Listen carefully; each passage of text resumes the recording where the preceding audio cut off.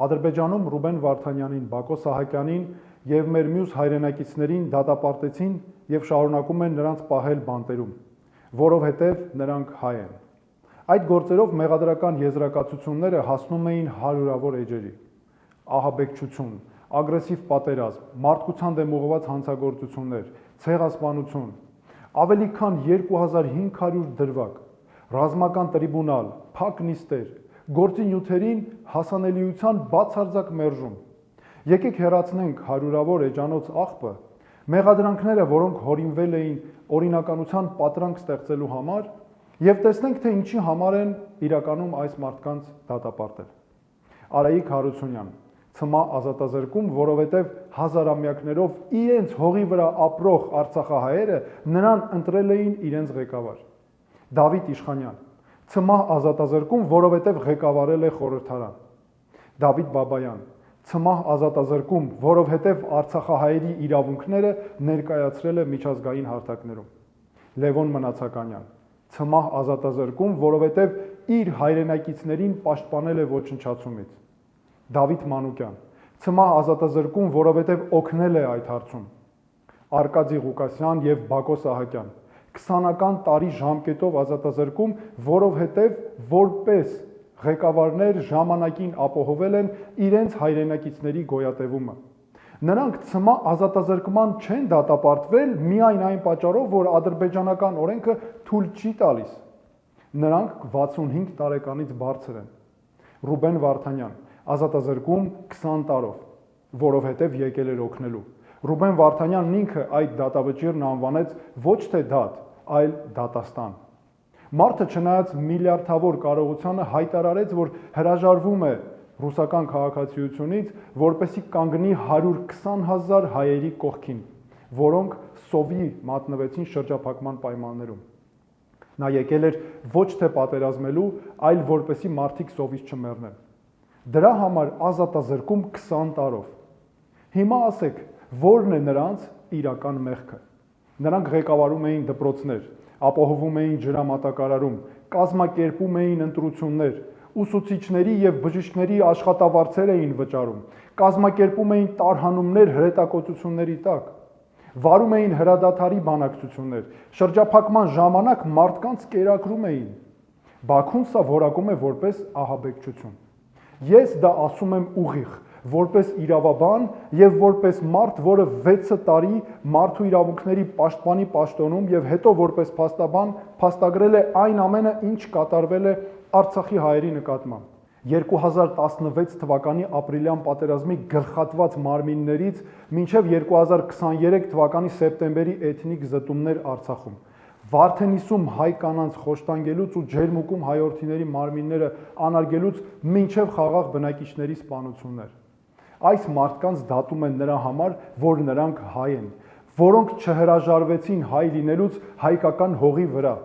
որ չվերացան, որ ինքնակազմակերպվեցին, որ պաշտպանեցին ընտանիքներ, որ կրթեցին երեխաներ, որ բուժեցին հիվանդներին, որ ապրեցին։ Երբ մարդկանց հետապնդում են նրա համար, որ նրանք հայ են եւ հանուն արժանապատիվ ու ապահով կյանքի ուզում են իրացնել իրենց հավաքական իրավունքները, դա ունի հստակ իրավական որակում։ Միջազգային քրեական դատարանի կանոնադրությունն այդ արարքները համարում է միջազգային հանցագործություններ, որոնց հիմքում էթնիկ պատկանելիությունն է, այսինքն հայ լինելը։ Այդ հանցանքների կատարողը Ռուբեն Վարդանյանը չէ, որը եկել էր օգնության Արցախ, Լեռնային Ղարաբաղ։ Այդ հանցանքների կատարողը Բակո Սահակյանը չէ, որը ղեկավարել է արցախահայերին։ Հանցագործությունը կատարել է նա, ով շրջափակել է 120,000 մարդու, նրանց մատնել սովի, վտարել նախնիների հողից, ու հիմա դատում է նրանց առաջնորդներին այն բանի համար, որ փորձել են իրենց ժողովրդի համար ապահովել կյանք եւ արժանապատվություն։ Հայաստանի կառավարությունը լռում է։ Արկադի Ղուկասյանի եւ Բակո Սահակյանի վերաբերյալ դատավճիռները հրապարակվեցին ճիշտ նույն ժամանակ, երբ Նիկոլ Փաշինյանն ու Իլհամ Ալիևը Աբու Դաբիում միասին խաղաղության մրցանակ էին ստանում։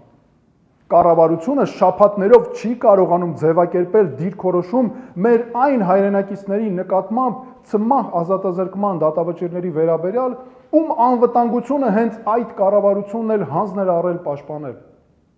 Այնուհետև Իլհամ Ալիևը բացահայտ հայտարարեց, Ոչ մի հնարավորություն չկա Արցախյան կամ Լեռնային Ղարաբաղի առաջնորդների ազատ արձակման համար։ Եվ Երևանը դա ընդունեց որպես իրողություն։ Այս լռությունը չեզոքություն չէ։ Այսպիսի դեպքերում, երբ պետությունը լռում է սեփական քաղաքացիների դատավճիռներին ի պատասխան, ուրեմն համաձայն է, ուրեմն համերաշխ է այդ մեղադրանքների հետ։ Ընդունում է, որ Արցախի կամ Լեռնային Ղարաբաղի հայկական ինքնակառավարումը հանցագործություն էր, որ հայ լինելը Շուշիում պատժելի էր, որ Ստեփանակերտում դպրոց կառուցել նահաբեկչություն էր։ Ես սա ասում եմ ոչ միայն որպես իրավաբան, ոչ միայն որպես մարդու իրավունքների նախկին պաշտպան, ոչ միայն որպես քաղաքական գործիչ, ես սա ասում եմ որպես հայր եւ որպես որդի։ Եթե այսօր հայերին դատում են, որովհետև նրանք հայ էին Շուշիում ու Ստեփանակերտում, վաղը նույն հիմքով կփորձեն դատել մեզ, որովհետև հայ ենք Մարտունիում ու Գյումրիում, Արարատում ու Երևանում։ Այս դատավճիռների հիմքում ադրբեջանական իշխանությունը դրել է պարզ տրամաբանություն։ Հայ լինելը, հայկական ներկայությունն ինքնին հանցագործություն է։ Եվ նրանց այս տրամաբանությունն աշխարհագրական սահմաններ չունի, տարածում են այնքան, որքան ուզում են, որքան կստացվի ու որքան կարող են։ Եվ դրան տարածվել թույլ է տալիս Հայաստանի Հանրապետության լռությունը։ Պետության լռությունն այս դատավճիռների հարցում ոչ զգուշավորություն է, ոչ էլ դիվանագիտություն։ Դա միայն ամոթալի վախկոտություն ու խայտառակություն չէ, դա ավելի վատ է, դա քայլ է դեպի ինքնաոչնչացում, որովհետև պետությունը, որը համաձայնում է, որ իր քաղաքացիներին կարելի է դատել նրանց ինքնության համար, վաղ թե ուշ դադարում է լինել պետություն։ Այն դառնում է պարզապես տարածք։ Մենք ունենք գործիքներ, Միավորված ազգերի կազմակերպություն, ՄԱԿ-ի արդարադատության միջազգային դատարան, մարդու իրավունքների եվրոպական դատարան, ՄԱԿ-ի կամայական կալանքների հարցերով աշխատանքային խումբ, ԵԱՀԿ մեխանիզմներ, շվեյցարական խաղաղության նախաձեռնություն եւ այլն։ Դրանք գոյություն ունեն, դրանք գործում են, դրանք պետք է օգտագործել ամեն օր, գիշեր, ցերեկ, համակարգված մասնագիտական աշխատանքով։ Բայց գործիքներ օգտագործելուց առաջ պետք է մեր մեջ գտնել կամք ասելու համար մի պարզ բան. մեր մարդկանց դատում են նրա համար, որ նրանք հայ են, եւ մենք դա չենք ընդունի, այստեղից է սկսվում ամեն ինչ։